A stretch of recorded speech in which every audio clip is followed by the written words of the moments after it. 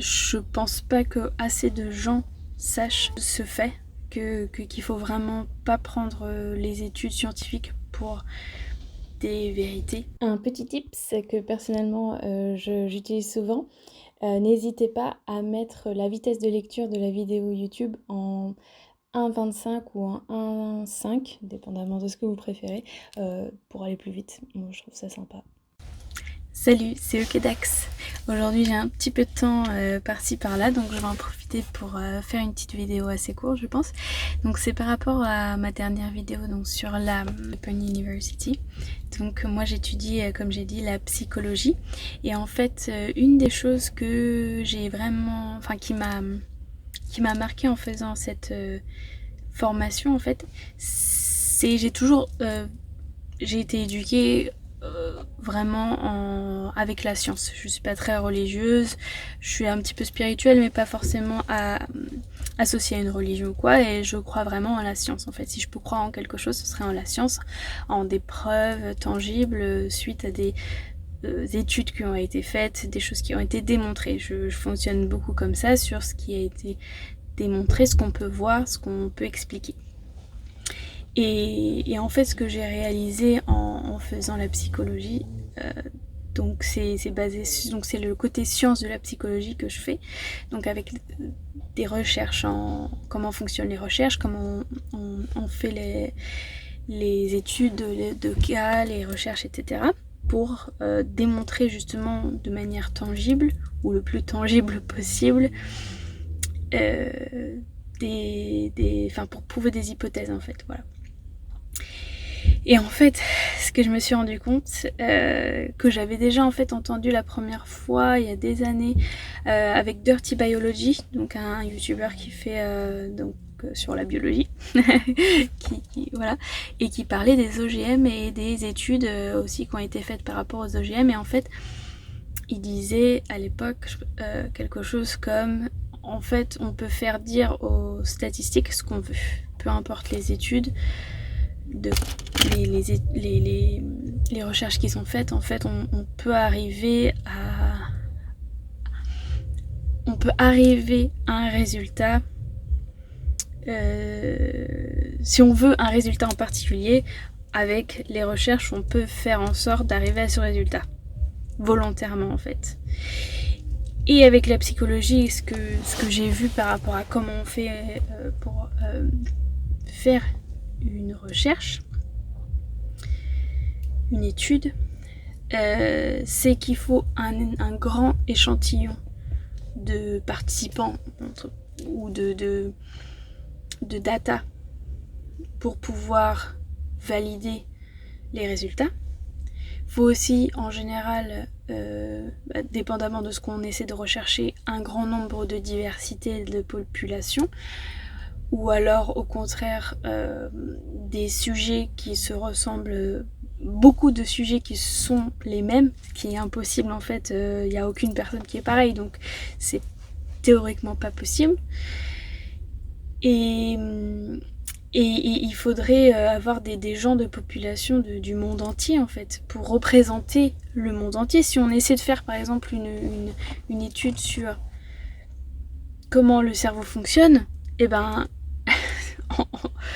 chaque personne a un cerveau différent en fait. Donc comment trouver une vérité absolue en partant du fait que c'est théoriquement pas possible puisqu'on est tous différents.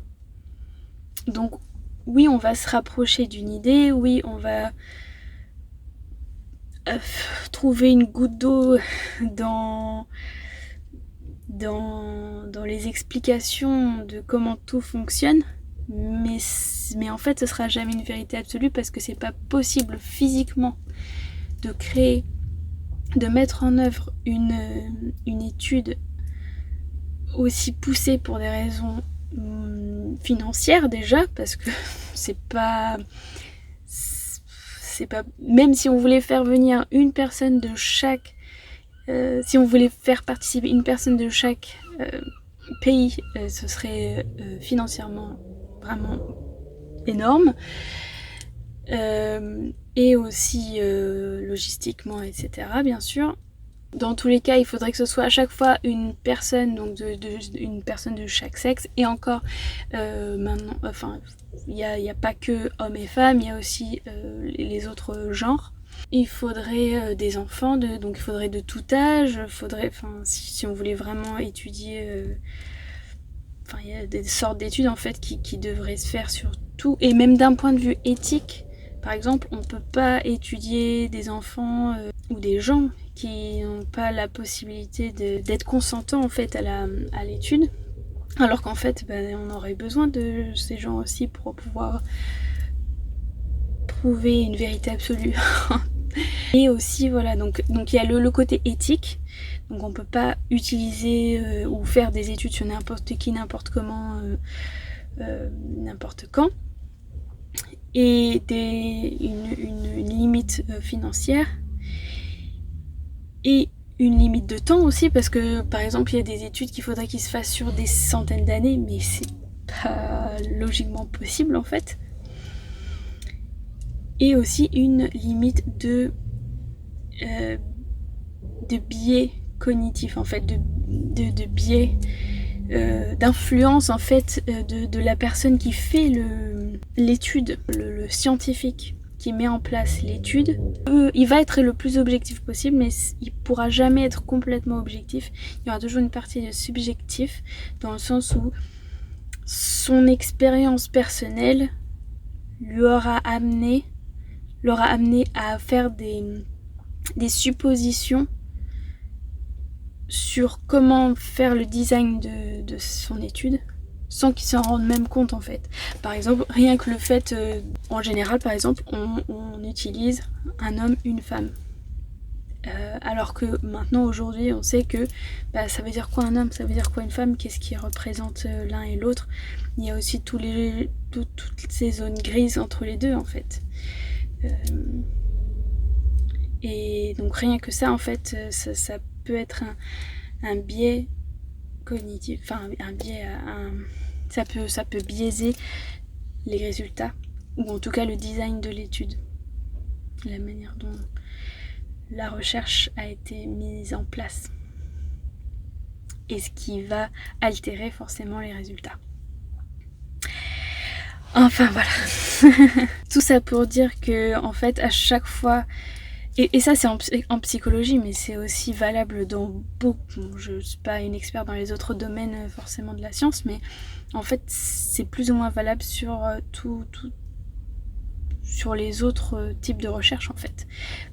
Parce que pour les mêmes raisons, financières, éthiques probablement, ou de transparence, ou de business dans certains cas, qui ne veulent pas être transparents, parce que ce serait pas dans leur intérêt en fait. Ou alors c'est les personnes qui ont donné l'argent pour faire la recherche veulent avoir un certain type de résultat aussi. Il y a ça. Donc peut-être moins en psychologie, mais j'imagine que ça peut arriver pour des raisons politiques, peut-être. Imaginez une étude commandée par et financée par le Front National, avec pour chef de projet, chef d'étude, Éric Zemmour. Et l'hypothèse de l'étude, ce serait de répondre à la question: est-ce que l'immigration est bénéfique en France? Et là, vous voyez que peu importe les résultats que vous allez avoir en sortant de cette étude, que les résultats vont être biaisés en fait. Il y a trop d'influence, trop de conflits d'intérêts, et en fait c'est un petit peu la même chose avec toutes les études, mais bon, bien évidemment dans une moindre mesure.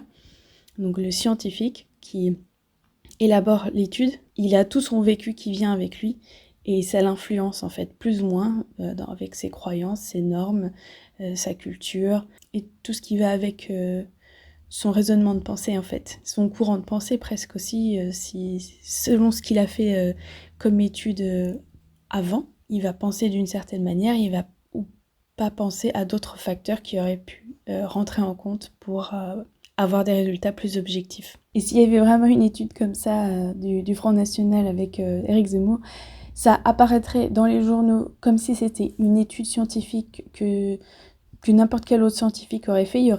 Ce serait même pas noté d'où vient l'argent pour l'étude, qui l'a fait, ou alors ça serait marqué en petit dans les sources que personne ne regarde.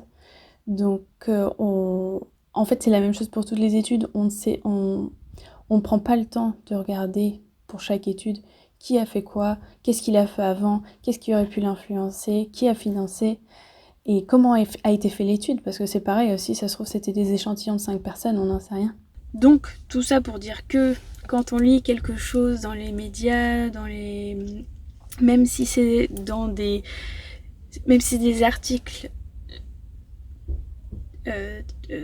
spécifiques de psychologie par exemple, il faut toujours remettre en question un peu les résultats. C'est jamais une vérité absolue.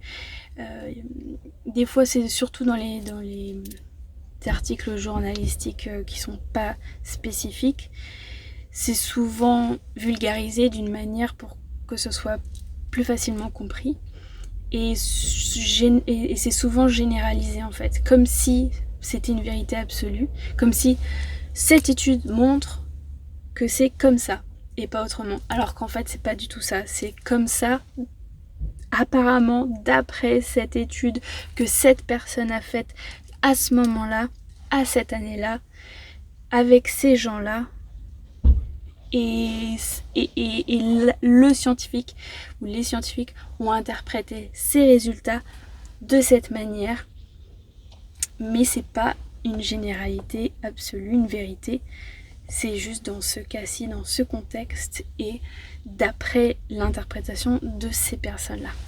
Donc, faut vraiment prendre du recul sur les résultats des recherches en fait en général et pas prendre les premières informations comme des vérités, même si ça a été fait dans les meilleures conditions possibles au moment où ça montre des pistes de réflexion en fait, ces résultats en général, mais c'est souvent pas, mais ça veut pas dire que ça peut pas être démenti par une autre recherche en fait, une autre étude. Voilà, un petit peu compliqué. Je sais pas si tout le monde sait ça, mais je pense pas que assez de gens sachent ce fait, qu'il faut vraiment pas prendre les études scientifiques pour des vérités. Il faut prendre ça comme des gouttes d'eau pour faire avancer la science. Des débuts d'explication ou de questionnement. Ou des débuts d'hypothèses pour de futures études. Voilà. Merci d'avoir écouté ça. Et à la prochaine. Salut, Okedax.